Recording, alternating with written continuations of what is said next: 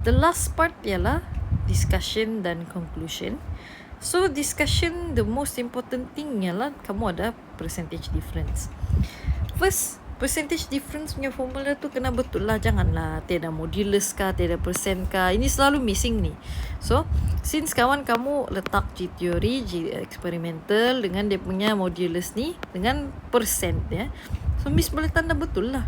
Lepas tu, kasih masuk value yang betul. So G theory kamu memang 9.81, so masukkan je lah. Dan ini, value ini ialah based on pengiraan kawan kamu lah tadi 13.46. Okay, so masukkan dekat sini. And then kamu darab dengan 100, so kamu dapat 37.21. Nanti Miss akan check juga dia punya value.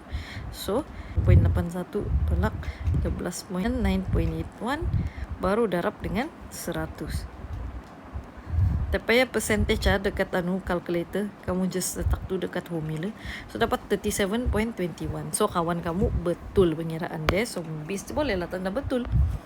Okay, apa mau guna dengan this value? Kamu kena compare dulu lah. Kamu kena bagi komen about kamu punya data tu, result kamu. So first ialah kawan kamu cakap percentage difference of experiment is 37.21. Dia bagi value dia, which is higher than 10%, of course. Then experiment is unsuccessful. Betul. So kena ada 3 benda ni. Value percentage kamu higher or lower than 10%. So successful ke unsuccessful. So as long as kamu punya eksperimen tu less than 10%, okay, ataupun equal, so ini akan jadi successful. Okay, as long as kamu punya lebih than 10%, then unsuccessful lah. Ni just just a reminder again. Then kawan kamu compare value eksperimen dengan value teori kamu lah. So dia cakap G experimental sebenarnya dia is lah, grammar tu fix lah sikit. Okay, is 13.46. So ini Miss terima sebab dia dah bagi value dengan unit yang betul. Is larger than G theory. Okay, so dia bagi tahu sama ada dia besar atau kecil.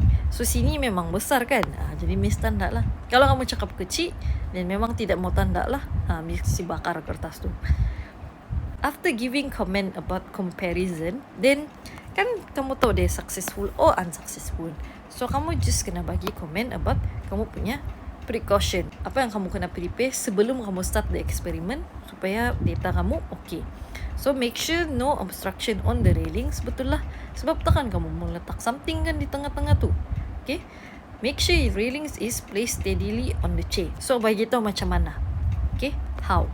Kalau kamu mau jawab ni lah.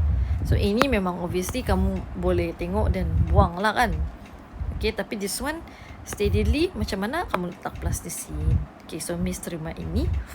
And then air resistance affecting the result. Okay. Betul. Sebab memang air resistance akan effect lah. Dia akan swing your balls ataupun pendulum a bit. So turn off the fan before starting the experiment. Okay, Miss terima. Then parallax. Parallax pun salah ijak. So be careful with this. Walaupun Miss actually tengok konteks, but it's better to fix it lah. Kamu orang kan sudah dewasa kan. Nanti pergi unit akan parallax juga. Okay. And then make sure eyes is perpendicular to the meters rule scale. So make sure to mention the scale. Sebab kalau kamu mention ruler je, kenapa mata kamu mau perpendicular to the ruler? Mana tahu dia bukan on the ball punya Mana tahu kamu letak mata kamu instead of here, kamu letak di sini perpendicular macam tu. Okay, while taking the reading. So Miss terima inilah. Maksudnya kawan kamu luluskan lah dia punya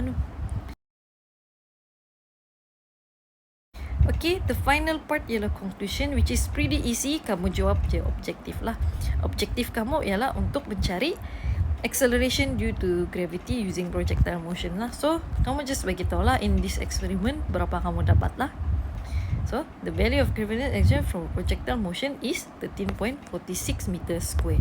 So, unit yang betul, value yang betul. So, ini Miss akan cakap good lab report lah. So itu sahajalah untuk penilaian lab report test kami.